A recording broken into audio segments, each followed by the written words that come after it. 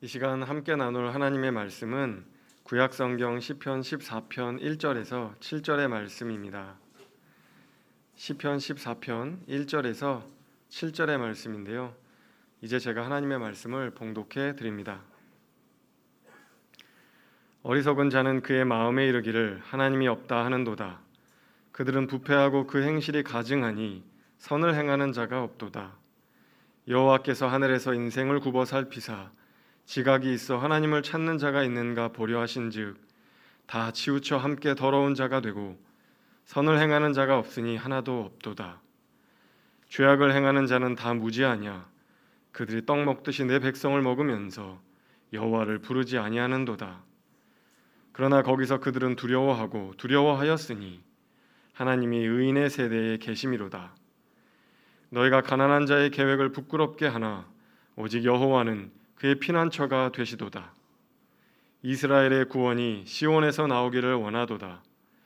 여호와께서 그의 백성을 포로된 곳에서 돌이키실 때에 야곱이 즐거워하고 이스라엘이 기뻐하리로다. 아멘.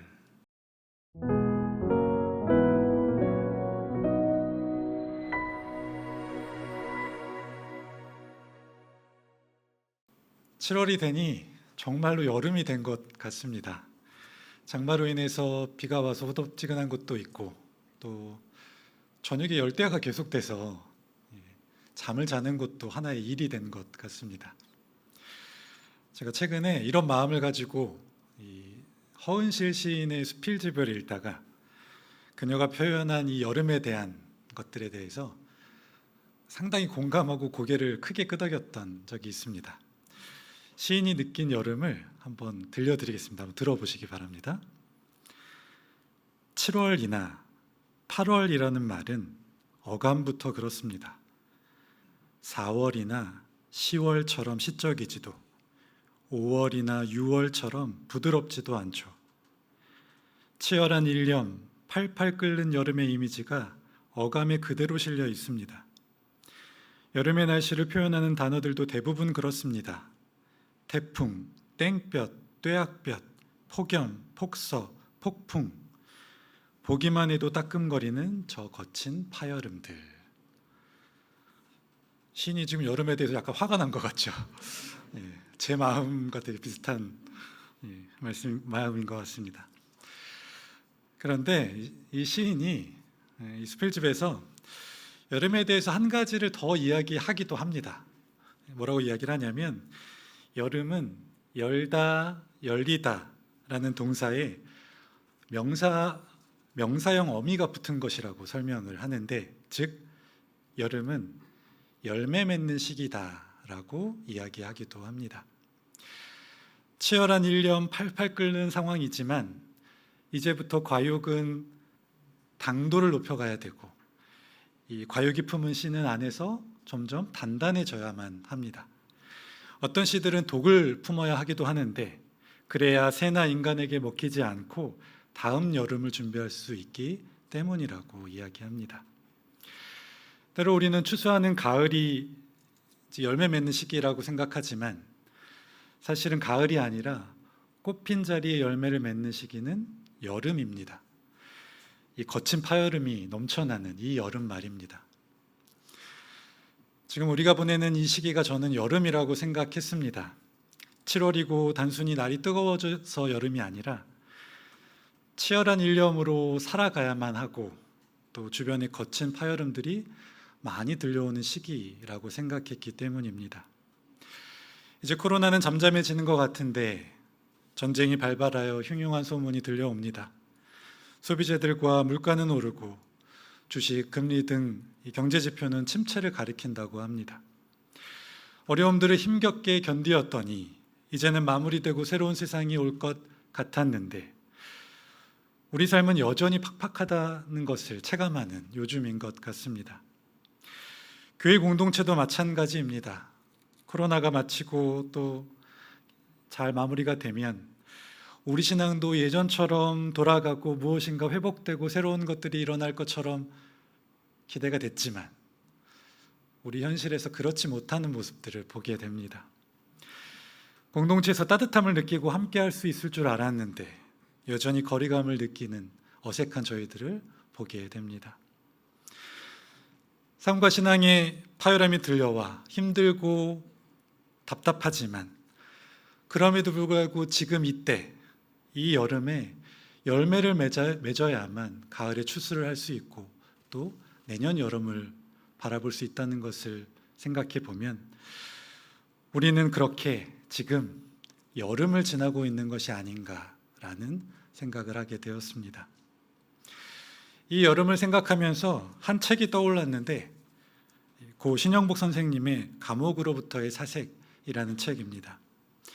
저도 몇 번 말씀드렸고 또 워낙 유명한 책이라 여러분들도 읽어보셨으리라 생각이 듭니다. 이 감옥으로부터의 사색은 제목 그대로 신영복 선생님께서 이 숙명여대 교수로 재직을 하다가 통일혁명당 사건으로 인해서 무기징역형을 받아서 감옥 생활을 하다 쓴 옥중서신입니다. 그는 총 20년하고도 20일을 감옥에서 보내게 되었는데 1988년에 가석방을 받게 되었습니다. 많은 사람들이 오랫동안 이 감옥에서 견딘 그의 정신력 그리고 이 지성에 대한 열망 그리고 의외로 밝은 모습에 대한 이야기를 많이 하였습니다. 저도 책을 읽으면서 보니까 어떻게 이렇게 아무렇지 않게 밝게 이 수감 생활을 할 수 있었을까, 참 대단한 사람이다라는 생각을 하게 되었습니다. 그런데 책 말미에 20번째 옥중 세모를 맞으며라는 제목의 글이 있는데 이 글을 보면서 조금 다르게 생각하게 되었습니다. 이런 내용이 적혀 있습니다. 87년이 저물면 88년이 밝아오고 88년이 저물면 89년이 밝아오고 89년이 저물면 90년이 밝아오고 90년, 91년 이렇게 쭉 지나 제가 다 못 적었는데 99, 2000, 2001, 2002, 2003, 2004, 2005까지 적혀 있고 그 다음에는 점점점. 사실 저희는 이 글을 쓴 이후에 조금 있다가 가석방이 됨을 알고 있지만 20년 동안 감옥에서 이 세해를 맞는 미래를 전혀 알 수 없는 무기징역수의 답답함과 절망을 이 글에서 볼 수 있는 것 같습니다. 여름을 지나고 있는 우리는 하나님의 만지심과 기적 그리고 반전을 꿈꾸지만 두려운 현실과 반복된 실패 그리고 무기력함에 더 이상 꿈꾸지 못하고 소망하지 못하는 이 여름의 거친 파열음 때문에 귀를 닫아버리는 또는 이 감옥에서 숫자를 세는 무기징역수와 같은 모습이 아닐까라는 생각이 들었습니다. 그러면 하나님께서는 이러한 답답함과 두려움 가운데 있는 하나님의 자녀들에게 어떤 말씀을 하고 싶어 하실까? 하나님께서는 거친 파열음 가운데 우리에게 어떻게 이 여름 열매를 맺으라 말씀하시는 것일까? 오늘 시편 14편의 말씀을 통해서 여름을 나눈 우리에게 주시는 이 하나님의 마음과 말씀을 한번 찾아보려고 합니다. 오늘 시편 14편 1절에서는 우리 시대의 이야기와 같은 이야기가 적혀 있습니다. 어리석은 자는 그의 마음에 이르기를 하나님이 없다 하는도다. 그들은 부패하고 그 행실이 가증하니 선을 행하는 자가 없도다. 이 세상 사람들을 보면 딱 이 말씀과 같다는 걸 알 수 있습니다. 이 하나님을 알지 못하는 사람들이기에 부패하고 행실이 가증하며 선을 행하지 않습니다. 그들은 자신이 세상의 중심인 것처럼 행동하고 자신의 생각, 가치관, 감정들로만 그렇게 살아갑니다. 그렇기 때문에 무서워할 것도 없고 거칠 것도 없습니다. 온갖 방법을 사용해 내가 높아지면 그만이고 내가 더 많이 가지면 그만이고 나만 잘 누리면 되는 것입니다. 그러니 선을 행하는 자가 없는 것처럼 보입니다. 그런데 시편 기자는 이것이 비단 세상 사람들만의 이야기가 아니라고 이야기합니다. 제가 2절, 3절 말씀도 읽어드리겠습니다. 여호와께서 하늘에서 인생을 굽어 살피사 지각이 있어 하나님을 찾는 자가 있는가 보려 하신즉 다 치우쳐 함께 더러운 자가 되고 선을 행하는 자가 없으니 하나도 없도다. 시편 기자는 지금 하나님의 관점에서 이 말씀을 적고 있습니다. 하나님 앞에서는 선한 자가 한 명도 없다고 선포하고 있는 것입니다. 세상 사람들뿐만 아니라 그리스도인들도 하나님 앞에는 다 치우쳐 있고 함께 더러운 자가 되고 선을 행하는 자가 없다고 이야기하는 것입니다. 여러분들 인정하시겠습니까? 저는 솔직히 인정할 수밖에 없을 것 같습니다. 세상 사람들과 다르다고 생각하고 그렇게 믿고 싶지만 눈앞에 보이는 그 이익을 버리지 못해서 하나님의 약속과 또 언약을 저버리는 때가 참 많은, 그렇게 하나님을 잊고 사는 때가 참 많은 저임을 고백할 수밖에 없기 때문입니다. 그렇게 오늘 시편 기자는 하나님의 관점에서 보면 우리 모두가 어리석은 사람이라고 이야기하고, 그러한 어리석은 사람들이기 때문에 이어지는 4절 말씀처럼 함께 죄를 짓고 사람들을 괴롭히면서 두려운 세상을 살게 된다라고 이야기하고 있습니다. 그런데 이 5절에서, 이 시편 5절에서 오늘 시편의 방향성이 완전히 달라지게 됩니다. 제가 5절과 7절 말씀도 읽어드리겠습니다. 그러나 거기서 그들은 두려워하고 두려워하였으니 하나님이 의인의 세대에 계심이로다. 이스라엘의 구원이 시온에서 나오기를 원하도다. 여호와께서 그의 백성을 포로된 곳에서 돌이키실 때에 야곱이 즐거워하고 이스라엘이 기뻐하리로다. 5절부터 급작스럽게 이 분위기가 바뀌고 있습니다. 5절에서 7절을 자세히 살펴보면 하나님께서 의인의 세대에 계시겠다고 말씀하시고, 그래서 그들의 피난처가 되시고 이스라엘의 군이 시온에서 나오며 포로된 곳에서 돌이키겠다라고 선포하십니다. 조금 전까지만 해도 선을 행하는 자가 하나도 없다라고 말씀하시던 그 하나님께서 이제 의인들이 보호함을 받고 구원을 받으며 포로된 곳에서 돌아오겠다라고 말씀하시는 것입니다. 시편 기자는 분명히 5절 이후부터는 하나님의 구원, 그 하나님의 구원을 이야기하고 있고 시편의 상황이 완전히 반전되었습니다. 그럼 왜 시편의 상황이 반전이 되었을까요? 시편의 기자는 어떻게 하나님의 구원을 노래할 수 있었을까요? 왜 어리석은 자가 의인이 되고 어떻게 어리석은 자가 구원을 받을 수 있겠습니까? 과연 무엇이 있었길래 이러한 반전이 일어난 것입니까? 오늘 우리가 읽은 시편 14편을 보면 이 전반부에 아주 중요한 한 단어가 나옵니다. 그 단어는 바로 어리석은 자라는, 히브리어로는 나발이라고 하는 단어입니다. 나발, 혹시 어디서 들어본 적 있으시지 않으십니까?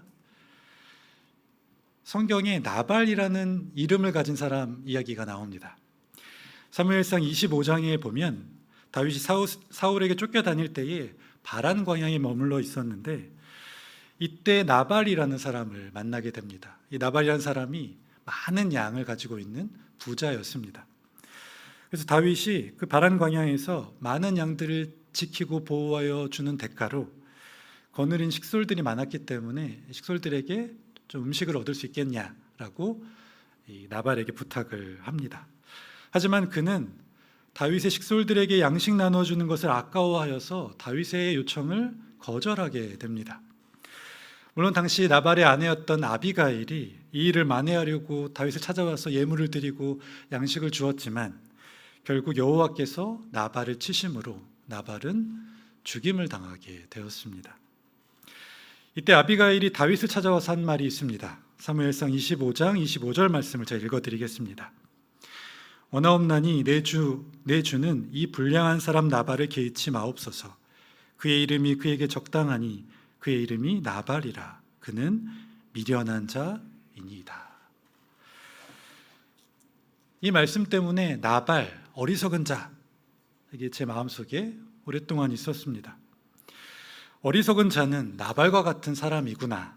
한 치 앞도 보지 못하고 자신에게 진짜 도움이 되는 것이 무엇인지도 모르고 앞에 있는 작은 이익을 위해서 자기 생명을 잃어버리는 그러한 사람이 바로 나발, 곧 어리석은 사람이었기 때문입니다. 어리석다가 이런 뜻이라면 어리석다의 반대말은 무엇일까라는 생각을 하게 되었습니다. 가장 먼저 떠오르는 것은 지혜롭다라는 말입니다.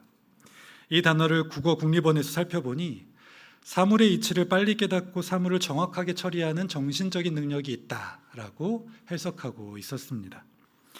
지혜롭다는 말은 어떤 능력이 있는데 그 깨닫고 정확하게 처리하는 정신적인 능력에 대한 것이었습니다. 제가 볼 때는 어리석다라는 말과 이 반대쪽에 상당히 잘 어울리는 단어라 생각했습니다. 그런 동시에 그러면 히브리 지혜 문학에서는 이 어리석다의 반대말은 무엇일까? 찾아보니 히브리 사람들은 어리석다의 반대말을 지혜롭다라고 사용하고 있지는 않았습니다. 히브리 지혜 문학에서 어리석다의 반대말은 바로 헤세드라는 단어입니다. 히브리어 헤세드는 은혜, 자비, 사랑, 언약 등의 다양한 의미로 번역이 되고 있는데 중심적인 의미는 언약적 사랑입니다. 놀랍지 않습니까? 히브리 사람들의 지혜가 저는 참 놀랍다고 생각했습니다. 어리석다의 반대말이 헤세드, 하나님의 언약적 사랑인 것입니다. 그러니까 이게 무슨 말이냐면 어리석은 사람은 하나님의 언약적 사랑을 잊고 사는 사람, 그것을 부정하는 사람이란 뜻이고, 반대로 지혜로운 사람은 하나님의 언약적 사랑을 늘 기억하고 그 안에 거하는 사람이 지혜로운 사람이라고 이야기하고 있는 것입니다. 그렇다면 시편 14편의 답을 찾을 수 있을 것 같습니다. 어떤 사람이 어리석은 자에서 의인이 됩니까? 어떤 사람이 구원을 받게 됩니까? 어떤 사람이 오늘 시편에서처럼 반전을 맞이할 수 있습니까? 그것은 바로 헤세드 안에 거하는 자, 하나님의 언약적 사랑 안에 거하는 자가 그 복을 누리고 반전을 경험하게 된다는 것입니다. 하나님은 모두 어리석고 선을 행하는 자가 하나도 없으며 하나님의 영광에 이르는 사람이 아무도 없을 때에 우리에게 하나의 길을 허락하셨습니다. 그는 우리를 오래 참으시고 사랑하는 외아들 예수 그리스도를 십자가에 못 박아 화목제물로 삼으시고 우리가 속량받을 수 있는 그 길을 열어주셨습니다. 이것이 우리의 피난처이고 이것이 우리의 시온이며 이것이 우리의 소망, 곧 헤세드, 하나님의 언약적 사랑입니다. 죄인 되었던 우리가 의인 대접을 받고 어리석은 자가 지혜로운 자가 되며 포로된 자가 자유롭게 살 수 있는 것, 이것은 바로 우리에게 헤세드가 있기 때문입니다. 헤세드 안에 거하는 사람이 반전을 누리게 됩니다. 곧 헤세드를 가진 자가 여름에 열매를 맺고 미래를 볼 수 있는 것입니다. 아쉽게도 가장 큰 문제 하나가 있는데 우리가 헤세드와 하나님의 언약적 사랑 안에 거하지 않기 때문에 우리는 어리석은 자가 되고 반전 없는 고통을 당할 때가 참 많은 것 같습니다. 이미 우리에게 헤세드가 허락되었는데 그것을 누리지 못하는 것입니다. 어떻게 하면 우리는 늘 헤세드 안에 거하면서 하나님 나라를 맛볼 수 있겠습니까?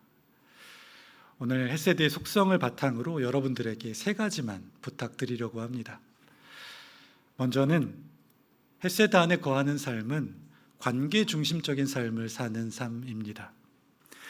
헤세드로 번역되는 사랑, 언약, 은혜, 자비, 이 모든 단어들은 관계 중심적인 단어입니다. 사실 거의 대부분의 기독교 진리는 관계 중심적입니다. 하지만 우리는 헤세드를 관계로 이해하는 것이 아니라 도달해야 되는 목표, 결과로 이해하는 경우가 참 많이 있습니다. 때로 우리는 헤세드를 한번 체험한 어떤 기적과 같은 것으로, 또 뜨거웠던 어떤 때를 기억하면서 그 순간을 다시 맛보려고 시간과 정성과 노력을 다할 때가 참 많이 있습니다. 하나님께 드리는 기도 역시 마찬가지입니다. 어떤 결과를 기대하고 그 결과를 얻어낼 때까지 결과 중심적인 기도를 하는 것이 우리의 기도가 아닌가 하는 생각을 해보게 되었습니다. 문제는 이러한 결과 중심적인 삶과 기도와 신앙생활이 우리를 이 헤세드 안에서 오히려 멀어지게 하는다는 데 문제가 있습니다. 아까 말씀드린 이 감옥으로부터의 사색에서 자주 등장하는 인물이 한 사람이 있는데 바로 선생님의 아버님입니다. 이 아버지가 아들의 안위가 당연히 걱정이 되겠죠. 그래서 편지를 자주 썼던 것으로 보입니다. 그런데 신영복 선생님은 이런 아버지 편지의 답장으로 이런 내용을 적고 있는데 한번 들어보시기 바랍니다. 저는 아버님으로부터 집안 걱정 말고 몸조심하여라 라는 말을 듣고 싶은 것이 아니라 다른 편지 내용을 듣고 싶습니다. 곧 이해받고 있는 사람으로 최근 아버님의 생활을 듣고 싶다고 이야기하면서 형식을 갖춘 염려의 편지가 아니라 대화의 편지를 받고 싶다라고 이야기하고 있습니다. 저는 신영복 선생님의 마음이 바로 우리를 바라보는 하나님 아버지의 마음이라고 생각합니다. 하나님의 언약적 사랑, 헤세드 안에 거하는 삶은 하나님께 상황을 보고드리고 답을 말씀드리는 그러한 삶이 아닙니다. 이해받고 삶을 나누고 대화하는 것이 헤세드 안에 거하는 삶입니다. 무엇을 달라고 결과만 바라보고 기도하는 것이 아니라 그것을 달라고 하는 내 마음속에 있는 깊은 곳의 그 간절함 또는 흔들리는 믿음 또는 요동치는 감정조차 하나님께 말씀드리고 그것을 기대하면서 또는 기다리면서 하나님과 대화하는 것이 그것이 바로 기도이고 헤세드 안에 거하는 삶인 것입니다. 그러한 관계 중심적인 삶을 살 때 우리는 하나님께서 보여주시는 반전을 누리게 됩니다. 또한 헤세드 안에 거하는 삶은 일상의 작은 일을 성취하는 삶입니다. 관계 중심적인 헤세드, 하나님 언약적 사랑은 하나의 큰 사건에서 단번에 깨달을 수도 있지만 그런 일이 일어나기보다는 대부분은 우리의 반복되는 일상 중에서 아주 작은 사건들에서 헤세드를 체험하고 깨닫게 됩니다. 그리고 그렇게 하나님과 함께 살아낸 일상의 경험들이 또 다른 힘과 소망을 주며 더 깊은 헤세드로 우리를 인도해 줍니다. 제가 신혼부부들의 모임인 어울림을 담당하고 있는데 얼마 전부터 이 오프라인 모임을 갖기 시작하였습니다.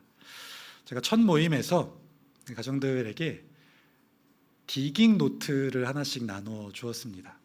디깅이 무슨 뜻이냐면 요즘 MZ세대들이 쓰는 단어인데 파는 것, 채굴, 발굴이라는 뜻입니다. 그러니까 음악 DJ들이 디깅이라는 말을 사용하는데 어떤 때 사용을 하냐면 자신의 음악 라이브러리를 채우기 위해 음악을 찾는 행위를 디깅이라고 합니다. 예를 들어서 너는 음악 어디서 디깅해? 라고 물어보면 DJ들이 나는 유튜브나 사운드 클라우드에서 디깅해 라고 이야기를 하는 것입니다. 얼굴 표정을 보니까 잘 이해를 못 하시는군요. 예, 뭐 이해를 못 하셔서 전혀 상관이 없습니다. 제가 어울림 가정에 디깅 노트를 나눠준 이유는 주신 하나님 말씀 하나하나를 삶 속에서 디깅해 보았으면 좋겠다라는 생각이 들었기 때문입니다. 하나님이 주신 이 말씀을 정말 작은 말씀 하나하나를 우리 삶 속에서 읽고 묵상하고 적용하면서 또 그것이 어떻게 변화되었는지를 찾고 노트에 적어 볼 때 그때 우리가 이 신혼부부들이 하나님의 마음을 조금 더 알 수 있지 않을까, 이 말씀을 조금 더 잘 이해할 수 있지 않을까라는 마음에 디깅 노트를 나누어 주었습니다. 하나님 아버지의 마음도 이와 같지 않을까 싶습니다. 하나님께서 우리에게 큰 계획과 위대한 업적을 보여달라고 이야기하신 적이 있으십니까? 저에게는 단 한 번도 없었습니다. 하나님께서는 우리 일상 가운데 함께하고 싶어 하시고 일상 가운데 힘과 용기를 주시며 일상 가운데 소망 주시기를 원하시는 분이십니다. 우리가 일용할 양식을 읽고 주심 기도에 참여하는 이유가 무엇입니까? 디깅 노트에 열심히 디깅하는 이유가 무엇입니까? 평범한 일상생활 속에서 어떻게 잘 살 수 있을까를 고민하며 실제 삶 속에서 하나님을 바라보고 하나님의 뜻을 적용하며 살아보려고 하는 우리의 작은 몸부림들인 것입니다. 매일의 말씀 묵상과 기도, 그리고 그렇게 하나님과 함께 살아내는 이 하루가, 오늘 하루가 우리를 헤세드 안에 거하게 만들고 우리 삶에 반전을 가져다 줄 것입니다. 마지막으로 헤세드 안에 거하는 삶은 공동체가 함께 책임지는 삶을 사는 것입니다. 하나님께서 이 세상에 교회를 허락하신 이유는 혼자 헤세드를 누리라라고 하신 것이 아닙니다. 혼자는 약하고 넘어지기 쉽고 변하기도 쉬워서 모퉁이 돌 대신 예수 그리스도를 바라보며 그를 기초로 함께 지어져가는 성전이 되어라 라고 말씀하십니다. 관계 중심적인 헤세드는 그렇게 함께 누리는 것입니다. 아시는 분들도 계시겠지만 제가 대학교 때 스포츠의학을 전공하였습니다. 저는 특별히 운동선수들의 재활 쪽에 관심이 많아서 그쪽에 공부를 하였는데, 선수들의 부상 그리고 재활을 경험하면서 하나님의 섭리 하나를 느끼게 되었습니다. 인체의 근육 또는 인대, 피부와 같은 조직들은 한번 찢어지거나 다치게 되면 원래의 구조로 완벽하게 다시 돌아갈 수 없습니다. 우리가 이야기하는 흉터, 스카티슈라고 하는데, 이것은 그 구조가 완벽히 다시 돌아가지 않았기 때문에 생기는 그런 보이는 모습들입니다. 그러면 한 번 다친 인대는 그것으로 끝입니까? 특별히 인대가 조금 더 약하고 회복이 잘 안 되고 제 기능을 발휘할 수 없는 부분인데, 한 번 다친 인대는 그걸로 이 몸에서 역할을 제대로 감당할 수 없는 것입니까? 그런데 그렇지가 않습니다. 비록 인대는 다치고 100% 자기 기능을 다할지 못할지라도 다친 인대를 지나가는 큰 근육들이 더 발달되고 조금 도와주면, 협업작용을 시작하게 되면 그 인대의 부족한 기능은 사라지고 오히려 때로는 어쩔 때는 이전보다, 다쳤을 때보다 더 좋은 기능을 발휘할 때도 있는 것입니다. 함께 살아가고 공존할 수 있는 방법은 서로 책임지는 삶을 사는 것입니다. 하나님의 방식도 마찬가지입니다. 우리가 예수 그리스도를 주로 고백하는 공동체로서 함께 책임을 지는 삶을 살아갈 때 우리가 함께 헤세드를 누리고 함께 헤세드 안에 거할 수 있게 됩니다. 그리고 서로 책임지는 그 삶이 우리 공동체에서 반전의 삶을 맛보게 하는 것입니다.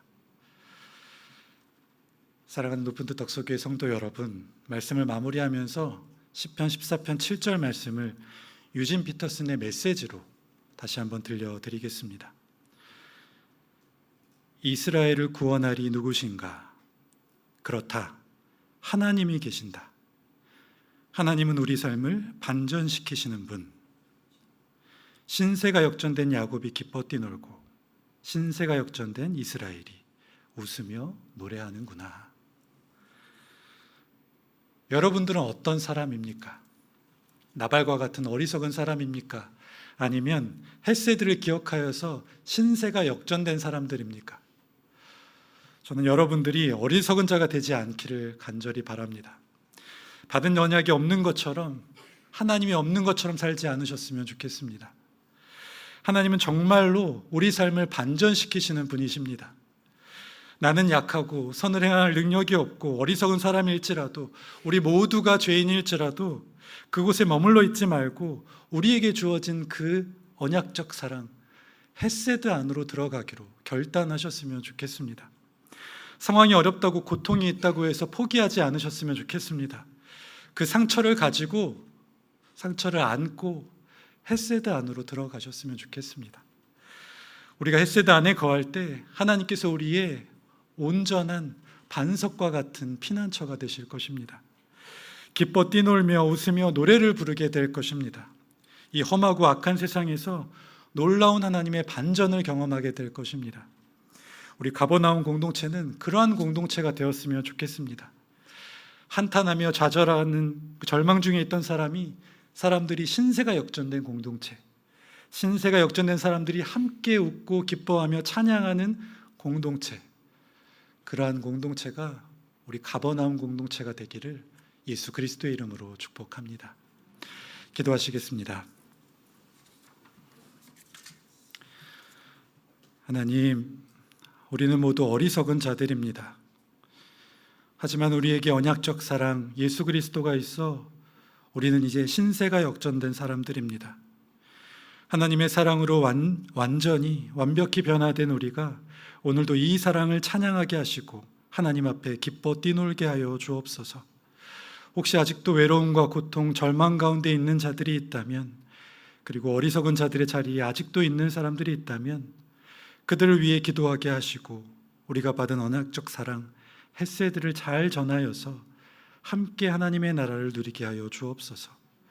그렇게 이 여름, 파여름 가운데에서도 열매 맺는, 좋은 열매를 맺는 가버나움 공동체 되게 하여 주옵소서. 예수 그리스도의 이름으로 기도드립니다. 아멘.